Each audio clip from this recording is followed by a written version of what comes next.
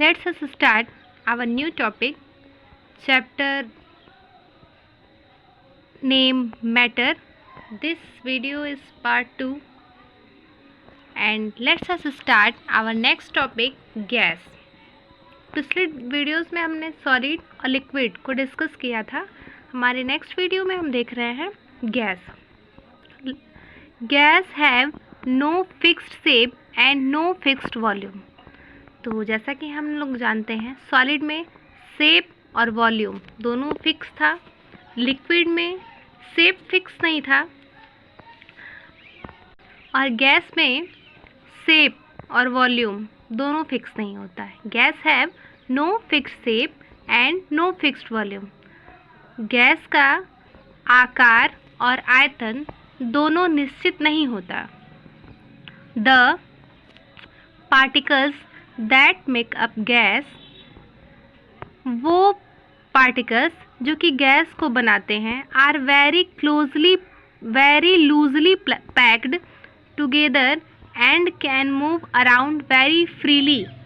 Gas को बनाने वाले जो पार्टिकल्स हैं वह बहुत ढीले ढंग से एक दूसरे के साथ पैक होते हैं, यानी उनके पार्टिकल्स के बीच में काफ़ी स्पेस होता है और वह बहुत स्वतंत्र रूप से घूम सकते हैं. Make up a gas are very loosely packed together and can move around very freely. क्योंकि जो गैस के पार्टिकल्स होते हैं वो बहुत दूर दूर होते हैं, उनके बीच में प्रॉपर डिस्टेंस होता है और उसी स्पेस की वजह से वो लूजली पैक्ड होते हैं और ईजिली मूव कर सकते हैं. This gives gas the following properties. इससे गैस को निम्न गुण मिलते हैं. फॉलोइंग प्रॉपर्टीज़ आइए देखते हैं. Gases occupy the entire container in which they are confined. गैसें उस पूरे कंटेनर पर कब्जा कर लेती हैं जिसमें वे बंद होती हैं. कल हम लोगों ने लिक्विड में देखा था कि जैसे ही हम लिक्विड को किसी कंटेनर में डालते हैं वो उसी शेप में आ जाता है, क्योंकि लिक्विड का भी कोई शेप नहीं होता है. लेकिन लिक्विड अगर 1 लीटर पानी को हम कंटेनर से उठा के ग्लास में डालेंगे तो शेप उसका कंटेनर का शेप चेंज हो जाएगा, लेकिन वो 1 लीटर जो उसका वॉल्यूम है वो फिक्स रहेगा. गैस में ऐसा कुछ नहीं है. हम गैस को जिस भी चीज़ में रखेंगे वो शेप तो उसका ले लेगा, बिकॉज गैस का कोई शेप नहीं होता और गैस का कोई वॉल्यूम इसलिए नहीं होता. उसी गैस को आप 2 किलो के डिब्बे में रखेंगे तो पूरा 2 किलो का डब्बा पूरा का पूरा जो है कब्जा कर लेगी, यानी पूरे डिब्बे में फैल जाएगी. और उसी गैस को, उतने ही गैस को अगर आप 5 किलो के डिब्बे में रखते हैं तब भी वो पूरे डिब्बे पे कब्जा कर लेगी. इसीलिए गैस का कोई फिक्स वॉल्यूम नहीं होता. Their small particles are well separated from each other with no regular pattern. उनके छोटे छोटे जो कण हैं एक दूसरे से अच्छी तरह से अलग होते हैं. उनमें कोई नियमित पैटर्न नहीं होता, रेगुलर पैटर्न नहीं होता. गैस के जो पार्टिकल्स होते हैं वो काफ़ी ज़्यादा डिस्टेंस पे होते हैं. They can move freely and slide on one another easily. वे स्वतंत्रता पूर्वक घूम सकते हैं और एक दूसरे पर आसानी से फिसल सकते हैं. स्लाइड में फिसलना. Gases can compressible because there is a lot of free space in between the particles. क्योंकि उनके जो पार्टिकल्स हैं उनके बीच में काफ़ी ज़्यादा स्पेस होता है. Air, cooking gas, perfumes etcetera are the example of gas. ये सब कुछ गैस के एग्जाम्पल हैं. Next topic, change the state, यानी पदार्थ की अवस्थाओं को आप कैसे चेंज कर सकते हैं. Matter can change from one state to another. पदार्थ एक अवस्था से दूसरी अवस्था में बदल सकता है. Water exist in all the 3 states of matter. जल पदार्थ की तीनों अवस्थाओं में मौजूद होता है। तो सबसे बेटर एग्जाम्पल है वाटर का, जो कि अपने स्टेट को चेंज कर सकता है। Water exist in all the 3 state of matter. जो पानी है वो पदार्थ की तीनों अवस्थाओं में पाया जाता है। लिक्विड टू सॉलिड, द्रव से ठोस में। The process by which a liquid change into solid on cooling is called freezing. वह प्रक्रिया जिसके द्वारा कोई भी लिक्विड ठंडा होने पर सॉलिड में बदल जाता है उसे फ्रीजिंग कहते हैं। इसे अगर हम प्योर हिंदी में सुने तो वह प्रक्रिया जिसके द्वारा कोई द्रव ठंडा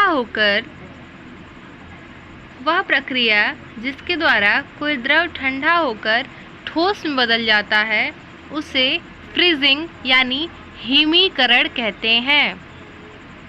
एग्जाम्पल के लिए हम देखते हैं व्हेन वाटर यानी liquid is cold it freezes and change into ice solid. Example में हम कह सकते हैं जब पानी लिक्विड फॉर्म है इसलिए ब्रैकेट में लिक्विड है, जब पानी को ठंडा किया जाता है तो वह जम जाता है। चेंज इनटू आइस, वो बर्फ़ में कन्वर्ट हो जाता है, बर्फ़ में चेंज हो जाता है। और बर्फ़ एक सॉलिड फॉर्म है इसलिए अंडर ब्रैकेट सॉलिड लिखा हुआ है। तो लिक्विड टू सॉलिड का एक बेटर एग्जाम्पल है वाटर का आइस में कन्वर्ट होना। इन वेरी कोल्ड प्लेसेस, बहुत ठंडे जगहों पर the water in lakes freeze during winter to form ice. बहुत ठंडे स्थानों में सर्दियों के दौरान झीलों का पानी जम जाता है और बर्फ़ बन जाता है। तो ये कुछ एग्जाम्पल थे लिक्विड टू सॉलिड के, यानी द्रव से ठोस में कन्वर्ट होने के। यहाँ एग्जाम्पल डायग्राम में देखिए, एक पानी को फ्रीज़र में डाल करके बर्फ़ में जमाया जा रहा है, यानी उसको फ्रीज़ किया जा रहा है। इसी प्रोसेस को हम फ्रीजिंग बोलते हैं। इसको हिंदी में हिमीकरण के नाम से जानते हैं। And the next topic is solid to liquid, यानी ठोस से द्रव में बदलना। The process by which a solid change into a liquid on heating is called melting. ठोस से द्रव में बदलना वह प्रक्रिया जिसके द्वारा कोई ठोस पदार्थ गर्म करने पर द्रव में बदल जाता है उसे मेल्टिंग यानी पिघलना कहते हैं। व्हेन एग्जाम्पल में हम देखते हैं when ice is kept in the room open और warmed over the stove in a pan it melt into water.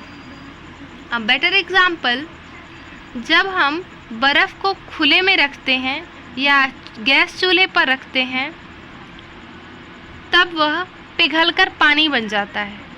तो एक बेटर एग्जाम्पल है सॉलिड से लिक्विड में कन्वर्ट होने का, क्योंकि जब पानी बर्फ़ के फॉर्म में था तब वो सॉलिड था, और जैसे ही आप उसे खुले जगह पर या फिर गैस के ऊपर रखेंगे वो लिक्विड यानी पानी में बदल जाएगा। तो this is the example of solid to liquid, बर्फ़ से पानी का बनना।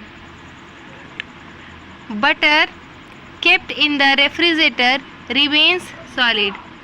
और हम एक और एग्जाम्पल देखते हैं, फ्रिज में रखा मक्खन ठोस रहता है। जब हम बटर को फ्रिज में रखते हैं तो वो सॉलिड के फॉर्म में रहता है। However, if it is left out on a plate or if it is heated in a pan, it melt in liquid.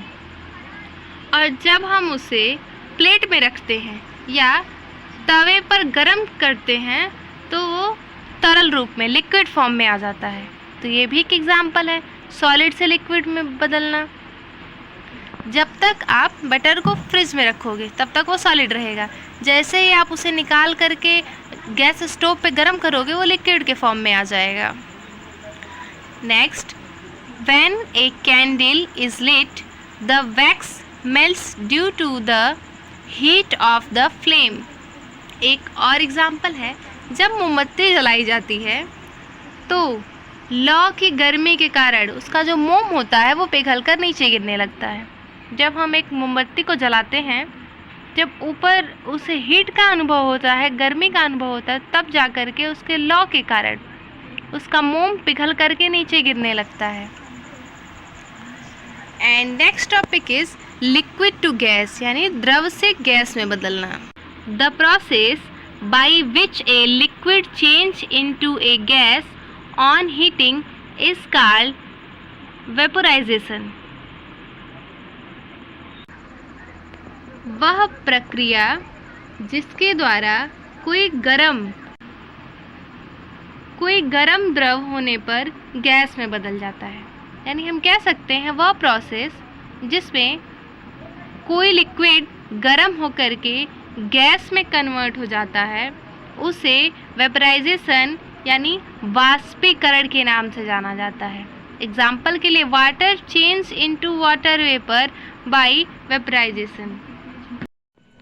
Water liquid change into water vapour gas by vaporisation. पानी water vapour में change हो जाता है vaporisation process के द्वारा। तो सबसे पहला एग्जाम्पल है हमारा लिक्विड का गैस में कन्वर्ट होना। This can happen in 2 ways, और ये 2 तरह से होता है, एवापोरेशन एंड बॉइलिंग। इसे हम 2 तरीके से करा सकते हैं, और सबसे पहला है वाष्पीकरण और सेकंड है बॉइलिंग यानी उबालना। During evaporation liquid change into gas from the surface of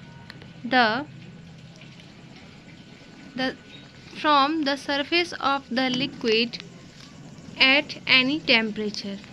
तो ड्यूरिंग इवापोरेशन वाष्पीकरण के दौरान किसी भी तापमान पर सतह से तरल पदार्थ का गैस में बदल जाना। इसके लिए इसे हम एक छोटे से एक्सपेरिमेंट बेस या एग्जाम्पल से समझ सकते हैं। Take some water in a bowl. एक कटोरी में कुछ पानी लीजिए and keep it in bright sunlight. एक कटोरी में कुछ पानी लीजिए और इसे धूप में रखें। आफ्टर ए फ्यू आवर, कुछ घंटों के बाद, you will find that no water left in the bowl. कुछ घंटों के बाद आप ऐसा पाएंगे कि कटोरी में नो वाटर, पानी नहीं है। The water has evaporated into the air in the form of water vapor। पानी वाष्पित हो गया है हवा में जल वाष्प के फॉर्म में। यानी जो हमने कटोरी में पानी लिया था, कटोरी में पानी ले करके जब हम उसे सनलाइट में रखेंगे तो पानी हवा में वाष्पित हो जाएगा, जल वाष्प बनकर उड़ जाएगा। हम अपने सेकेंड प्रोसेस को देखते हैं। ड्यूरिंग बॉइलिंग, उबालने के दौरान। Liquid change into gas when it is heated up to certain temperature. उबलने के दौरान जब किसी लिक्विड को एक निश्चित तापमान तक गर्म किया जाता है तो उसे उसका बॉइलिंग पॉइंट कहते हैं।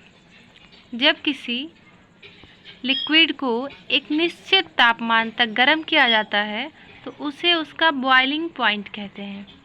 Gas bubbles begin to form inside the liquid and rise to the top.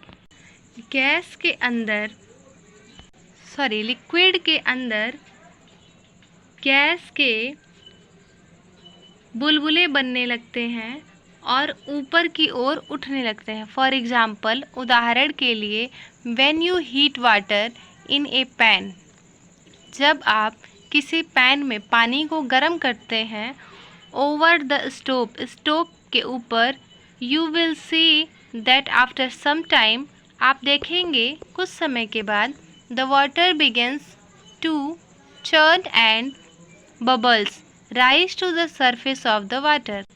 कुछ समय बाद पानी उबलने लगता है और बुलबुले पानी की सतह पर आ जाते हैं। This is because the water has begun to boil।